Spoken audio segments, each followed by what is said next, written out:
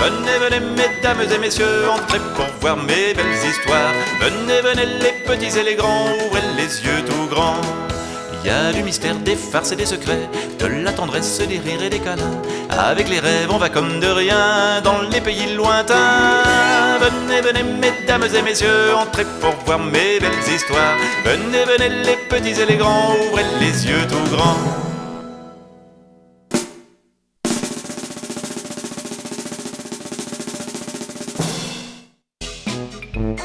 Quand Paul est né, ses parents n'ont pas remarqué tout de suite qu'il avait un pouce absolument faramineux.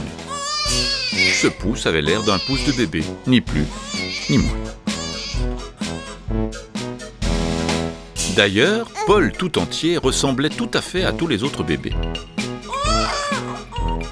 Il passait le plus clair de son temps à dormir ou à pleurer. Il se réveillait tous les matins vers 6 heures avec une furieuse envie de téter, comme tous les nouveau-nés. Personne n'aurait pu deviner. Paul lui-même ne se doutait pas à l'époque que sa petite main possédait un faramineux petit bout de pouce. Mais un jour, au lieu d'être réveillés vers 6 heures par les cris du bébé affamé, les parents de Paul ont dormi jusqu'à midi. Car Paul avait trouvé son pouce et le suçait d'un air gourmand.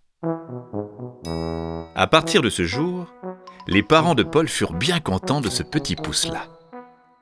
Il calmait les colères, il apaisait les faims, bref, c'était un petit pouce comme les parents aimeraient en avoir plus souvent.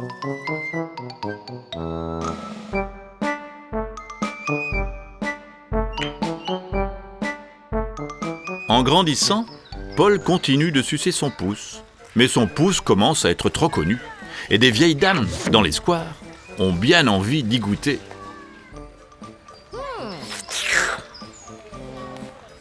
Jusqu'au jour où la reine elle-même finit par le remarquer.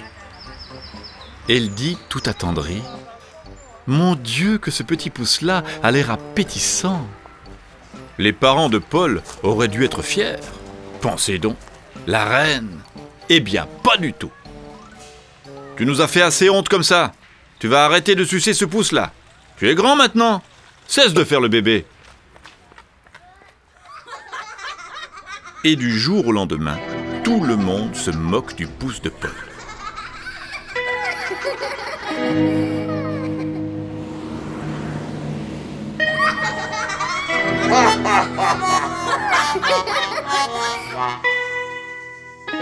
Sa mère lui dit : « Regarde-moi ça. On dirait un vieux chewing-gum mâchouillé. » « C'est pas un vieux chewing-gum.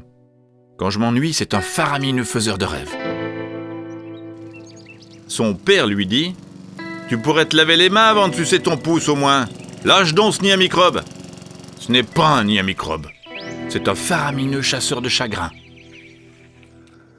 Enfin, un gros dentiste dit à Paul : « Si tu continues à sucer ton pouce pousseur de dents, moi, je vais te le couper. » Pas la peine d'être savant en dents. Peut-être que mon pouce est un peu pousseur de dents, mais c'est un faramineux gobeur de peur, monsieur. Alors, Paul va voir la reine. « Majesté, j'ai un problème. J'ai un pouce que le monde entier veut m'empêcher de sucer. Ce ne serait pas par hasard un pouce faramineux ? Eh bien, sais-tu que mon faramineux ministre de la guerre et mon faramineux ministre des Transports avaient eux aussi, quand ils étaient petits, des pouces faramineux. Alors toi, avec un pouce comme le tien, tu deviendras peut-être roi. » Là, Paul est un peu gêné. Il ne faut pas exagérer.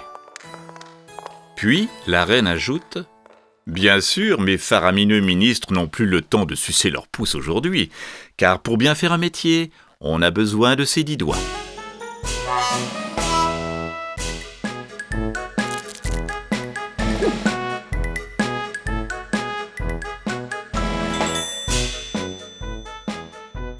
Paul a compris.